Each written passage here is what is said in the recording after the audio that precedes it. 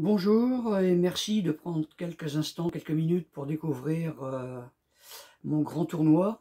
Voilà, un jeu de plateau, un jeu de combat de 2 à 8 joueurs. Alors, si on regarde un petit peu ce qu'il y a dedans, une arène où se passent les combats. Là, il y a 2 personnages qui sont déjà en place pour vous montrer un petit peu comment ça se passe. Donc, nous avons d'un côté un nain guerrier et puis une haute elfe magicienne. Alors la mécanique du jeu, elle est tirée en fait d'un ancien jeu dont je suis l'auteur, qui a une trentaine d'années maintenant, qui s'appelle Hajime, qui est la simulation d'un combat de karaté en compétition. Donc je voulais reprendre cette mécanique et la réactualiser, donc c'est chose faite. Alors, contrairement au jeu de karaté où il y avait un paquet de cartes qui étaient pour les 2 joueurs, là en fait chaque combattant a son propre paquet et qui va correspondre un petit peu aux caractéristiques du personnage. Si on prend le nain guerrier, son paquet de cartes, si on regarde un petit peu, on voit qu'il y a en arme de prédilection une hache. Donc le nain, son but, ça va être de s'approcher de l'elfe, en fait, pour la frapper au corps à corps. Alors que l'elfe, puisqu'elle est magicienne, son rôle, ça va être de rester à distance pour lancer des sorts au nain. Alors, le matériel, donc on a vu les 2 figurines qui représentent les personnages, le paquet de cartes pour chaque joueur, un petit livret où on a le personnage qui est représenté ici, histoire d'avoir un petit peu voir sa tête avant qu'il se fasse mal. On a du côté gauche des règles spécifiques au personnage, puisqu'il y a des règles communes, des règles de base communes pour le jeu, mais après chaque personnage, puisqu'il est différent des autres, a ses propres règles additionnelles, on va dire. Du côté droit, on a l'emplacement pour poser le paquet de cartes, la pioche, et puis la défausse qui sera à côté. Et ici, alors c'est une petite feuille volante parce qu'on ne va pas écrire sur le livret, mais on a le personnage représenté avec une grille de cases qui va représenter ses points de vie. Donc il y a des points de vie au niveau de la tête, au niveau du buste et au niveau des jambes. Alors comment ça se passe? Eh bien, tout simplement, des dés qui vont représenter l'énergie, donc des dés spéciaux, les mêmes que dans Hajime à l'origine, puisque la mécanique marchait bien avec ces dés-là, l'idée c'est de reprendre vraiment la même chose. Donc des dés qui vont de 0 à 3. Et donc chaque changement de case va coûter 1 point pour se déplacer, et chaque changement d'orientation d'un 6e de tour coûte aussi 1 point. Ça a son importance, on pourra le voir tout à l'heure. Et puis en parallèle, donc, le paquet de cartes, donc 6 cartes en main. Donc on peut voir voilà, des cartes d'attaque, des cartes de défense en bleu. Alors si on regarde de plus près une carte d'attaque, on peut voir en haut à gauche l'arme donc qui sert au personnage. C'est juste pour le fun, on n'a pas vraiment besoin pour jouer, mais voilà, c'est visuellement on sait avec quoi on frappe. On a en haut, au milieu, 2 petits points, voire 3, ça dépend. Ça indique la distance, en fait, à laquelle on peut frapper. Les 2 points verts côte à côte indiquent qu'il faut être vraiment sur une case adjacente à l'adversaire pour pouvoir le frapper. Il y a des attaques, alors j'en ai là-dedans forcément, voilà. Là, on peut voir une attaque, du coup, où il faut une case libre entre les 2 pour frapper. Plus loin, on ne peut pas toucher l'adversaire, et trop près, on n'est pas efficace. Donc ça va dépendre de chaque personnage, en fait, pour la distance. Alors si on continue à regarder donc, la carte d'attaque, on a toujours en haut, mais à droite, soit une flèche droite, soit une flèche tournante. Ça indique si le coup est des stocks, la flèche droite, ou de taille, la flèche tournante. Ça veut dire, si on regarde sur le plateau quand je frappe, je suis face à l'elfe, je frappe des stocks, donc je frappe comme ça en ligne droite. Si je frappe de taille, donc coup circulaire, eh bien je vais venir frapper comme ça. Alors ça a son importance, on verra pour les défenses tout à l'heure. Voilà pourquoi il y a cette petite simulation. Si on continue la carte, on peut voir qu'en bas, à droite, il y a un chiffre. Quand je dis en bas, voilà, j'en profite pour baisser, vous verrez mieux. Le chiffre indique en fait l'énergie qu'il faut pour placer cette attaque. Ça veut dire qu'il faut que j'ai ces points-là sur le dé pour prétendre poser la carte en disant ben, je t'attaque, je te fais ça. Si je n'ai pas les points suffisants, je ne peux pas faire cette attaque-là. Donc les dés vont servir à se déplacer, mais aussi à attaquer, et ça peut être dans le même tour. Je suis ici, je suis évidemment trop loin pour toucher l'elfe. Je fais 5. Eh bien, 1, 2, j'ai dépensé 2 points sur mes 5, il m'en reste donc 3. Je regarde si je peux faire quelque chose. À cette distance-là, oui, je pourrais utiliser cette attaque-là. J'ai bien une case libre entre les deux, sauf que l'attaque, elle vaut 4, elle ne vaut pas 3. Donc je ne peux pas la faire.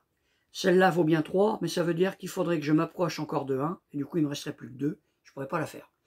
Donc c'est, voilà, il y a des prises de risque, on va s'avancer, pas trop, pas se mettre trop forcément au contact de l'adversaire, et puis donc essayer de frapper.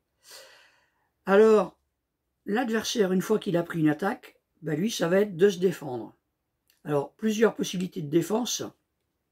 Bon, on peut reprendre les cartes du nain guerrier, pour montrer, voilà, par exemple, ici, 2 blocages. Alors, oui, pardon, quand même, avant de mettre le blocage, il faut que je finisse de vous expliquer la carte d'attaque. J'ai oublié un détail important. On voit sur la silhouette, au milieu, qui symbolise l'adversaire, en fait, à l'endroit où on frappe. Donc ici, je frappe au niveau des pieds. Là, je frappe au niveau du buste. Et là, je frappe au niveau de la tête.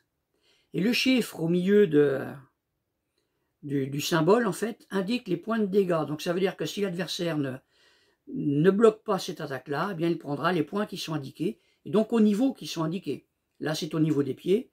Donc voilà, je lui fais bon, 1 point de dégâts si je place l'attaque, c'est pas méchant, mais il devra rayer sur sa fiche une case au niveau des pieds. Partie courte, dès qu'il y a un niveau qui est entièrement rayé, la partie s'arrête. Partie moyenne, 2 niveaux sur les 3. Partie longue, en gros 1 heure, hein, la partie longue, eh bien il faut que les 3 niveaux soient rayés. Alors donc pour les défenses, bon là évidemment, si je prends ces défenses-là, c'est des défenses qui sont au niveau moyen, au niveau du buste, je ne pourrais pas le faire pour les pieds. Donc je ne peux pas mettre de blocage en l'état. Alors il existe aussi, pas chez le nain il bloque et il frappe, mais il n'esquive pas. Mais par exemple chez l'elfe, elle va uniquement esquiver, ne jamais bloquer. Elle est trop fragile, vous comprenez. Donc soit on met une carte de défense, et on a fini son tour de jeu, soit on décide d'encaisser le coup avec 1 point de malus. Donc en l'occurrence, je pourrais décider d'encaisser ce coup-là, ça me ferait 1 plus 1, 2.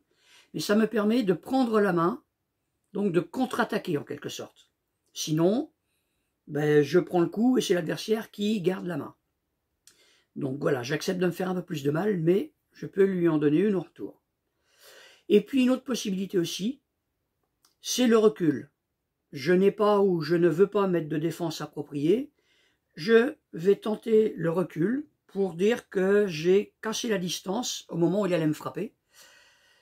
Alors, il y a un risque. Je vais lancer les dés et je dois faire minimum 3 points. Si je fais 0, 1 ou 2, ça veut dire que je n'ai pas réussi à me reculer suffisamment et à temps, et donc je prendrai le coup. L'adversaire garderait la main. Si je fais 3 ou plus, je suis obligé de reculer de tous les points indiqués sur les dés, et en ligne droite par rapport à l'attaque. Donc si je reprends mes cartes d'attaque de tout à l'heure, j'en avais une, voilà, en estoc. Donc si je frappe tout droit, l'adversaire pour reculer reculera forcément dans le sens de la poussée. Et là 4, ça ferait 1, 2, 3, 4. Il y a des risques parce que si je recule trop loin et que je tombe dans l'eau, en fonction des personnages, ça peut faire des points de dégâts aussi. Imaginez le nain guerrier qui recule, qui tombe dans l'eau, il est en armure, ça va être difficile de sortir de l'eau, il va s'épuiser, donc il va perdre des forces, donc il va le visualiser sur sa feuille, il va cocher quelques cases de dégâts. Et puis si je frappe, si je reprends l'exemple, je frappe, mais cette fois de taille, eh bien si je frappe de la gauche vers la droite, le personnage devra reculer dans le sens de la poussée, donc dans ce sens-là. Donc il y a une importance aussi de placement sur l'aire de combat, de manière à toujours se mettre de façon à pousser l'adversaire vers l'extérieur, à le faire sortir dans l'eau. Donc voilà, une petite stratégie parmi d'autres. Donc voilà pour les défenses, je mets une carte appropriée, j'accepte de prendre le coup volontairement avec un point de dégâts en plus et je peux contre-attaquer, ou je recule. Alors certains personnages comme Boindil, comme le nain guerrier, ont des défenses parfois avec quelque chose en plus, c'est-à-dire que s'il pose cette défense-là, eh bien il contre-attaque. Contrairement à une défense normale, là c'est lui qui va prendre la main quand même. Donc voilà un petit peu la mécanique générale, donc bon je ne vous décris pas tous les détails non plus, parce qu'il y a quand même quelques points de règle. Alors un petit truc à regarder en plus, sur certaines cartes d'attaque, on peut voir en bas à gauche, parfois qu'il y a un symbole, un bouclier, avec quelque chose d'écrit dessus. C'est pour limiter les défenses de l'adversaire. En l'occurrence ici, il y a un bouclier avec marqué recul. Ça veut dire que l'adversaire n'a pas d'autre choix pour se défendre que de reculer. Il ne peut pas mettre de défense, ne peut pas mettre d'esquive. Alors il peut toujours accepter de prendre le coup avec un point malus, mais sinon, s'il veut défendre basiquement, on va dire, il ne peut que reculer sur cette attaque-là. Donc voilà, donc chaque combattant a son paquet spécifique. Donc la magicienne, elfe, elle va attaquer à distance. Alors sur ces cartes d'attaque, voilà des cartes où elle va lancer des sorts par exemple. Donc on peut voir qu'il y a un petit cône ici. Et puis là, elle est marquée de 2 à 6 cases. Alors, il y a le petit gabarit qui va bien. Quand je veux lancer un sort, je m'assure que la victime est bien dans la zone d'influence du sort. Alors, les sortilèges se jouent différemment, évidemment. Je pose un sort, je le pose de cette façon-là. Et à chaque fin de tour, je tournerai la carte d'un quart de tour. Hop, ça veut dire que pendant ce temps-là, le sort fait toujours effet. Et quand il revient dans sa position initiale, il est défaussé. Et la victime arrête de souffrir. Donc ça peut être des flèches enflammées, ça peut être projectile magique, ça peut être sort d'asphyxie, enfin voilà, différentes choses comme ça, propres à la magicienne. Alors vous me direz, bon c'est beau ce truc-là, il y a un nain, il y a une magicienne qui s'affrontent, ça reste un peu pauvre. Eh bien que nenni, car il y a une quinzaine de personnages différents. On a un druide humain, on a une demi-orque, une rôdeuse demi-orque avec son familier, avec son ours. On a une elfe sylvestre qui est une, comment on appelle ça, une roublarde, donc assassin doublé de la voleuse. On a un homme lézard avec son filet et son trident, enfin voilà. Plein de personnages différents, avec des paquets différents, et de manière à les jouer différemment. Donc ça varie un petit peu les plaisirs. Chacun peut choisir le personnage qu'il veut pour un combat. Alors oui, c'est du 1 contre 1. Bon, dans la boîte de jeu, il y a 2 autres plateaux, ce qui permet de faire du 1 contre 1, mais en jouant à 6 en même temps. Si on veut, on peut s'affronter à 2 contre 2, voire 3 contre 3 si on a envie de rigoler un petit peu. Mais vous me direz, parce que je vous sens venir, si nous sommes un nombre impair, par exemple 3, eh bien le troisième il va faire le café. Alors non, parce que là aussi tout est prévu.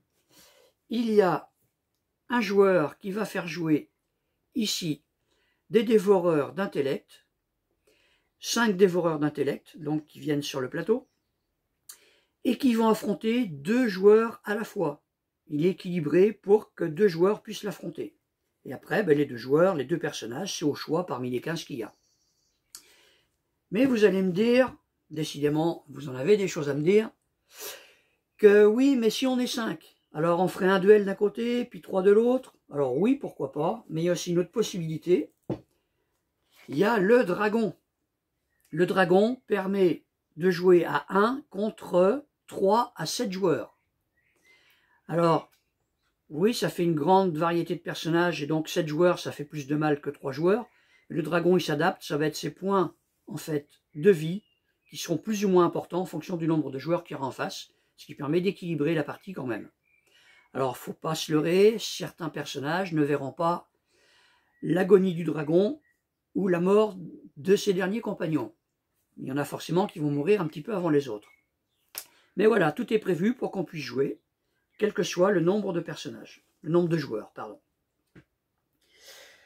Donc on a fait un petit peu le tour, après je pourrais rentrer dans les détails effectivement, mais on va y passer une demi-heure. Donc là c'est juste pour vous présenter le jeu grossièrement. Voilà la mécanique, hein, je lance les dés, je me déplace pour m'approcher, je frappe si je peux frapper, voilà voilà. Alors certains personnages n'ont pas forcément beaucoup de règles qui leur sont propres. Là on peut voir que ben, si la magicienne elle a quand même pas mal de choses, parce qu'évidemment elle a ses sorts qu'il faut pouvoir expliquer pour pouvoir les jouer. Le nain guerrier il en a quand même beaucoup moins, donc voilà, ça tout dépend de qui on fait jouer. Alors si j'ai fait ce jeu là c'est tout bête, donc je vous l'ai dit déjà, d'une part c'est que je voulais réhabiliter un petit peu, j'ai pris la mécanique d'Hajime parce que je voulais réhabiliter Hajime qui fonctionne encore très bien, j'en ai d'ailleurs quelques exemplaires encore si vous le souhaitez. Hop, comment je fais du placement de produits au passage. Mais l'idée, voilà, il y a pas mal d'années où je voulais donc déjà le faire en le transposant sur le thème des gladiateurs. Donc, bah oui, je voyais très bien un Rétiaire avec son filet, son trident contre un autre, etc. J'avais jamais pris le temps de le faire. Puis, il y a 2 ans, je me suis mis à faire une campagne de jeu de rôle avec des amis. Et puis, dans l'univers de Donjons et Dragons, mais si vous connaissez, c'est les Chroniques oubliées. Donc, c'est du donjon, mais en règle allégée quand même. On privilégie un peu plus l'ambiance, on va dire. Et donc, ben, certains joueurs sont repartis parce que ben, malheureusement, déménagent, etc. D'autres sont arrivés à la place. Ce qui a fait qu'au bout d'un moment, on était jusqu'à 8 à avoir créé des personnages différents comme ça. Donc on faisait la campagne de jeu de rôle. Et puis le grand roi Covid 19e du nom est arrivé. On s'est retrouvé confinés, donc plus moyen de jouer. Et là je me suis dit, ben, c'est le moment de ressortir les vieux dossiers.